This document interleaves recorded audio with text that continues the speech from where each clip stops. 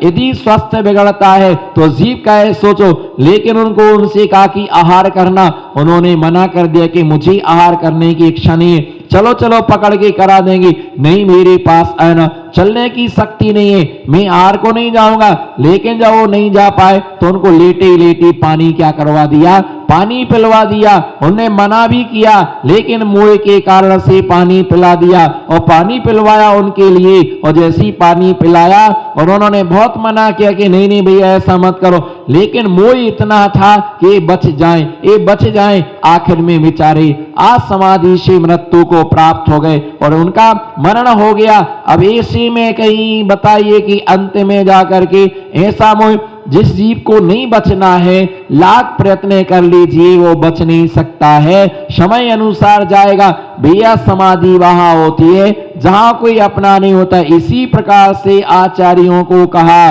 कि अपने संग को छोड़ करके परगण में समाधि को जाएं। ये चारित्र्य का मार्ग इतना सरल नहीं है। बोलो, चारित्र्य का मार्ग इतना आचार्य को दिया और मालूम इतना दोष दिया, इतना भारी दोष दिया, इतना भारी दोष दिया कि इतना भारी दोष बतलाया। आचार्य कुंद स्वामी स्वयं मूलाचार्य के उत्तरार्ध में लिखते हैं, बरम गणवासो भी है ना, बरम है ना। आचार्य कुंद स्वामी लिखते हैं कि भैया ध्यान सल्लेख ना करने वाला साधक अपने गण में समाधि ना करे। क्या?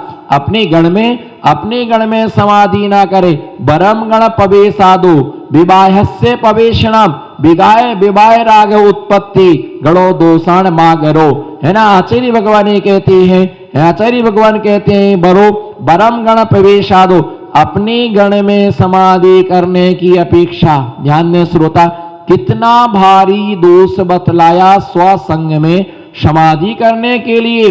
बरम गण पवेशादो विवाहस्य पवेशणम, अपने गण में समाधि करने की अपेक्षा। बोलो, अपने गण में समाधि करने की अपेक्षा विवाह कर लेना अच्छा है, लेकिन अपने गण में समाधि नहीं करना। आप गाथा पर पूरा देने, बरम गण पवेशादो विवाहस्य पवेशणम विवाह राग उत्पत्ति गणो दोषाण मागरो। आचार्य भगवान स्पष्ट गाथा में कहते, बरम गण पवेशादो, गण में प्रवेश करने की अपेक्षा विवाह से पवेशणम, विवाह कर लेना अच्छा है, क्योंकि विवाह राग उत्पत्ति, जैसे विवाह में राग की उत्पत्ति होती है, गणो दोषाण मागरो, उसी प्रकार से स्वगण में समाधि करने से भी राग उत्पन्न होता है। शिष्यों के प्रति राग, है ना, चेलिय, है ना, आरिकाओं के प्रति राग, ब्रह्मचारियों के प्रति राग, श्रावक के प्रति राग। और तुम्हारे से कोई डरेगा नहीं, क्योंकि आचार्य इसलिए कोई डरेगा नहीं। सो रहे सोने दो, आराम करने दो, है ना। आप तो सो जाओ, कोई तुम्हें जगाएगा नहीं, आराम करने दो। और सोते सोते समाधि होगी तो समाधि बिगड़ सकती। और परगण में समाधि करने को जाओगे, किसके लिए? परगण में समाधि को जाओगे, वहां डर लगेगा, वहां भय लगेगा। ये आचार्य क्या सोचेंगे हमारे विषय में? ये 50 साल आचार्य रहे, सामायिक नहीं करते, समय से उठते नहीं है, स्वाध्याय नहीं करते हैं, कोई क्या कहेगा? और वहां अपना किसी पर बस नहीं चलेगा, हर आदमी टोकेगा। इसलिए समाधि वहां पर अच्छे से हो सकती है। इसलिए जितना दोष विवाह करने में है, बोलो, जितना दोष विवाह करने में, उतना ही अपने स्वगण में विवाह करने में दोष है। ये मोक्ष का मार्ग है। बोलो, ये मोक्ष का मार्ग है, ये मोह का मार्ग नहीं है। इसलिए दिया कि अपने जनों के साथ, मैं हमेशा प्रवचन में बोलता कि जिसे जान पहचान है उसके साथ कभी प्रवचन में नहीं बैठना। बिल्कुल ये मान के घोर कर्म का बंध करते हैं। घोर का, जिससे तुम्हारी दोस्ती है ये हमारा मित्र है, जिगरी फ्रेंड है, बिल्कुल मत बैठो। ये हमारी सहेली है, बिल्कुल मत बैठो, क्योंकि 100% है। तुम बातें करे बिना नहीं रह सकती, इशारा करे बिना तुम नहीं रह सकती। गड़बड़ काम होता है। जान पहचान के अपन साथ साथ, एक भोजन नहीं हो रहा कि साथ साथ एक साथ थाली लगा करके 4 जने एक साथ बैठ गए। शिखर जी जाना, साथ में शिखर जी जाओ, गिरनार जी जाओ, लेकिन प्रवचन में, पूजा में, स्वाध्याय में, सामायिक में जिससे ज्यादा घनिष्ठता है उससे 10 हाथ दूर बैठो, 10 हाथ उससे दूर है। इसी प्रकार से जिसका ज्यादा दोस्ताना है उसके साथ कभी दीक्षा नहीं लेना। इस कभी दीक्षा नहीं लेना, क्योंकि दोनों की दीक्षा बिगड़ेगी, दोनों की शिक्षा बिगड़ेगी, दोनों की समाधि बिगड़ेगी, राग तुम्हें खा जाएगा। क्या है? राग तुम्हें, है ना। बस तुम दोनों यदि दीक्षा ले ली तो तुम दोनों राग ही कर पाओगे, बाकी कुछ ना कर पाओगे, क्योंकि जहां ठहरोगे वहां एक कमरे में ठहरोगे। बोलो जहां, बोलो जहां ठहरोगे वहां एक कमरे में ठहरोगे, और तीसरा कोई आ जाएगा तो मुंह बनाओगे, इनके साथ हमारा जमेगा। बोलो ना, इनके साथ हमारा जमेगा नहीं। अच्छा आप यहां कर लो, अपन दोनों बाहर चलते हैं। अरे वो 3 के साथ बैठने आया था, लेकिन तुम चलेगा, वो वहां आ गया, आप यहां बैठ जाओ, हम ऊपर जाते हैं। तो इसलिए ध्यान रख के चलना कि अगर दोनों एक साथ मित्र हैं और दीक्षा लेते हैं तो दोनों की दीक्षा बिगड़ेगी, दोनों की शिक्षा बिगड़ेगी, और दोनों की क्या बिगड़ेगी? समाधि बिगड़ेगी। दो में से एक की समाधि हो जाएगी। एक आर्त ध्यान करेगा, रौद्र ध्यान करेगा, मेरा साथी चला गया, मेरा साथी चला गया, अब मैं अकेला क्या करूंगा। इसलिए इसके साथ मित्रता का धर्म नहीं पालना, है ना, मित्रता का धर्म नहीं पालना। बस अपना एकाकी, मोक्ष का मार्ग एकाकी है, मोक्ष का मार्ग एकाकी है। यहां दोस्ती का काम नहीं चलता है, यहां साधर्मी जन होते क्या है हमारे? साधर्मी धर्म में मित्रता मंदिर के बाहर, बोलो मित्रता बाहर के, मंदिर के बाहर, अंदर पवित्रता, बोलो अंदर, अंदर पवित्रता और बाहर मित्रता। और यदि इतने संभल के रह सको कि नहीं अपन दोनों बैठ करके श्रवण करेंगे, सुनेंगे, तो कोई बाधा भी नहीं है, कोई बाधा, क्योंकि विषय सर्वथा नहीं है, है ना, विषय सर्वथा नहीं है। एकांत से कथन नहीं किया जाता है, दोनों साथ में भी दीक्षा ले, पर राग नहीं होना चाहिए। हमारा जैन आगम, बोलो हमारा जैन आगम वस्तु पर अटैक कम करता है। बोलो हमारा जैन आगम वस्तु पर अटैक कम करता है। अटैक मीन्स आक्रमण, है ना। हमारा जैन दर्शन वस्तु पर अटैक कम करता है और राग पर अटैक ज्यादा करता है। इसको छोड़ो, तुम इसको छोड़ो पहले, इसके लिए। और सबसे ज्यादा वस्तु छोड़ना सरल है, पर वस्तु से रागांश छोड़ना बहुत, वस्तु से रागांश छोड़ना बहुत बहुत मुश्किल है, बहुत मुश्किल है। एक पुराना मकान था, वो बेच दिया। बोलो एक पुराना मकान था, बेच दिया, रजिस्ट्री हो गई, लेन देन बराबर हो गया, उसको 10 साल हो गए। लेकिन जब वहां से निकलोगे तो सच बताओ क्या कहोगे? ईमानदारी से कहो, गूंगा भी बोल पड़े, बोलो क्या कहोगे? नमो सिद्धारम। फिर से बोलो, मैं सुनाई नहीं, थोड़ा ऊंचा सुनता हूं, मेरी ख्वाहिश ही बहुत ऊंची है। हाँ बोलो क्या कहोगे? हाँ आपका नंबर है। दूसरा एग्जाम्पल बिल्कुल तैयार है। हमारा तो काम ही है प्रवचन का मीनू तैयार करना। एक आचार और एक आचार्य। आचार माने हलवाई, आचार माने हलवाई, वो अपना मीनू तैयार करता है, हम अपना मीनू तैयार है। बताओ वहां से निकले तो क्या कहोगे जी? बोलो पहले हमारा एक पुराना हमारा मकान था, अभी 2 साल पहले हमने इसको, हाँ बोलो ना, मोहन कसम खा के आए क्या? हाँ तो बोलो, एक पहले हमारा मकान था, 2 साल पहले हमने इसको बेच दिया, है ना, बेच दिया इसको, 20 लाख में बिक गया। पहले हमारा था, बोलो पहले हमारा था। अब किसका है? लेकिन जिसने खरीदा वो कभी नहीं कहता है ना कि मकान इनका था, वो क्या कह रहा है?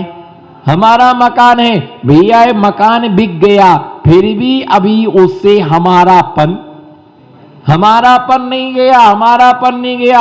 और महिलाओं में ऐसा रहता है कि काम करने वाली बाई आती है, भोजन बना, काम करने, झाड़ू वाली, पोछा वाली, चौका वाली, कपड़े धोने वाली। अब उसने 2-3-4 दिन अच्छा काम कर दिया, जैसा जैसा सेठानी ने कहा वैसा वैसा नौकरानी ना काम कर दिया, और महिलाएं थोड़े में खुश हो जाती, थोड़े में नाराज हो जाती। छड़ेन रुष्टा छड़ेन तुष्टा, बोलो छड़ेन, बोलो छड़ेन रुष्टा। क्षण, एक क्षण में खुश हो जाए, एक मिनट में नारा अच्छी खुश हो गई। तो एक साड़ी रखी थी बनारसी, वो बाई को, इनको लगा कि अब मुझे नहीं पहनना है, मुझे नहीं पहनना, तो बाई को साड़ी क्या कर दी?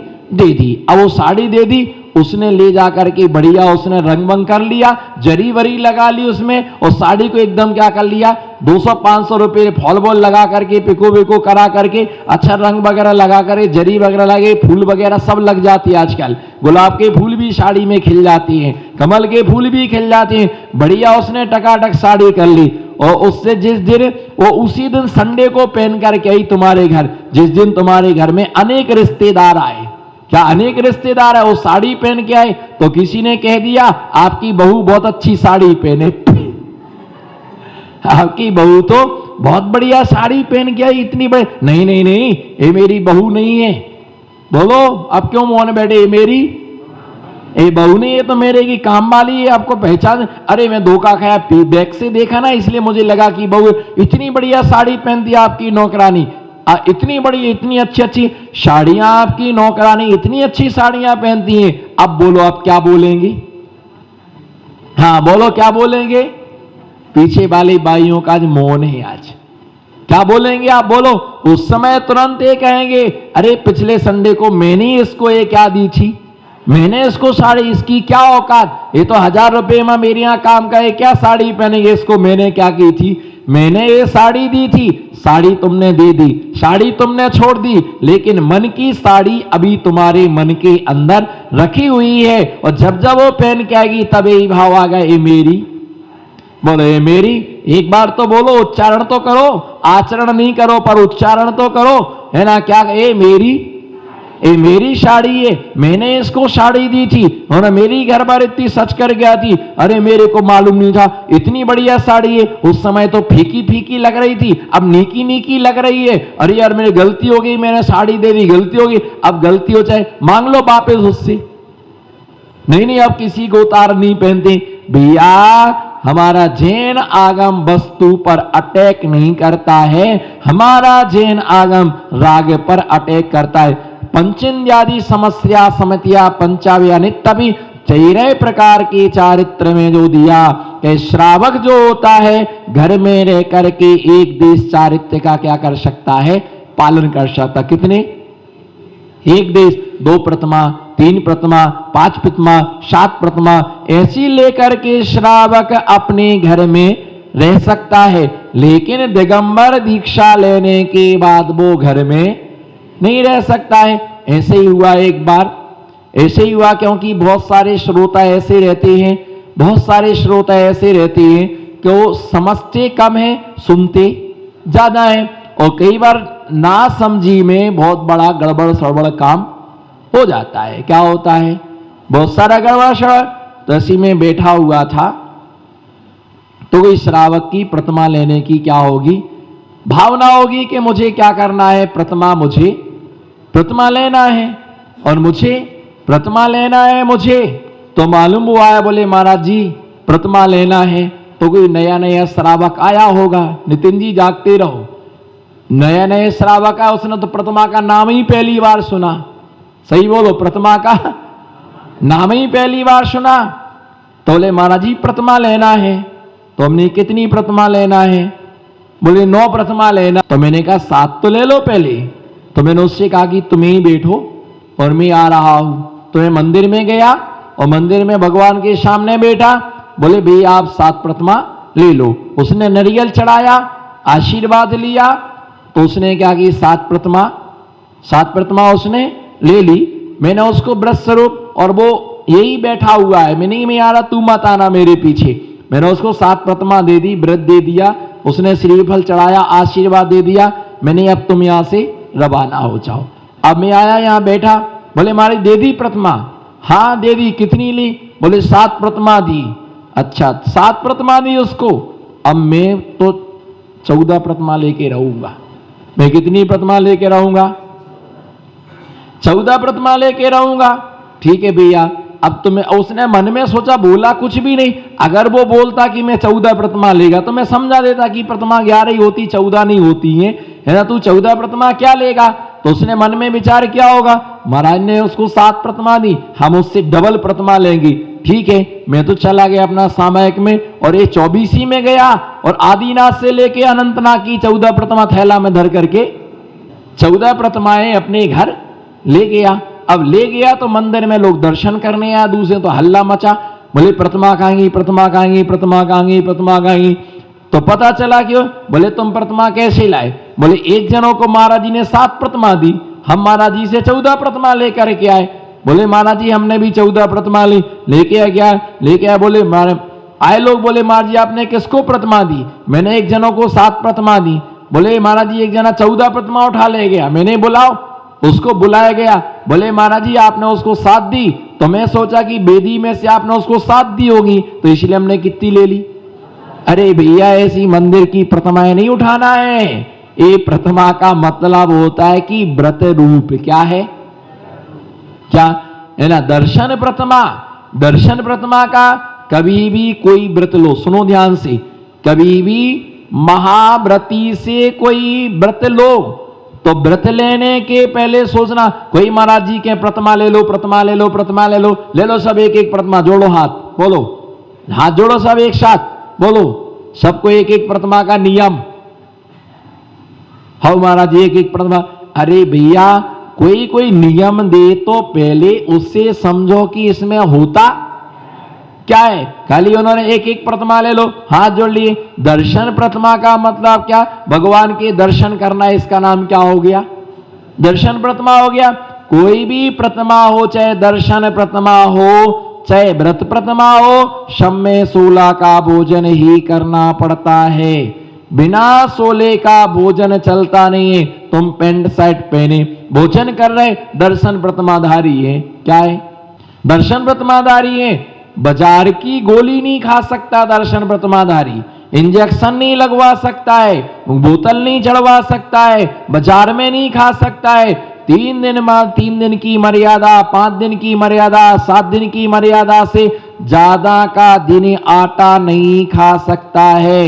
बाजार दूध डेयरी का दूध नहीं ले सकता है, बाजार का घी नहीं चलता है। जैसे मुनियों के लिए आहार श्रावक बना करके देते, ऐसा ही भोजन उसी करना नियामक होता है। ऐसे दर्शन करने मात्र से अगर दर्शन प्रतिमा हो जाए तो सारे जितने दुनिया में लोग हैं वो सब क्या हो गए, दर्शन प्रतिमाधारी हो गए। तो ऐसा नहीं हो, जो प्रतिमा लेते व्रत रूप है, जिसके अंदर मुनि बनने की सामर्थ्य नहीं, बोलो जिसके अंदर मुनि बनने की सामर्थ्य नहीं है, उसके लिए क्षुल्लक के व्रत हैं, उसके लिए क्षुल्लक के व्रत है कि तुम क्षुल्लक बन करके अभ्यास करो, और जब तुम में शक्ति आए तो तुम क्या बनना, मुनि बनना।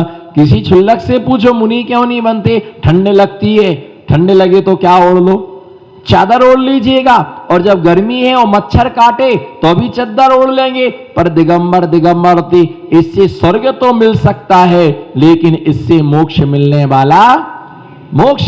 वाला नहीं है। मोक्ष तो मग्गो ही मोक्ष मग्गो, दिगंबर अवस्था से मोक्ष होता। इसमें तीसरे छंद में दिया, चारित्तोपैतम त्रयोदशदयम पूर्वम नदिष्टम परई राचारम परमेष्णो जिनपति वीरम नमामो भयम। ऐसा आचार्य भगवान की यहाँ पर भगवान महावीर स्वामी से ले, आदिनाथ स्वामी से लेके भगवान महावीर स्वामी तक इस युग में सबसे पहले कौन से तीर्थंकर हुए जी, बोलो कौन से तीर्थंकर हुए, आदिनाथ।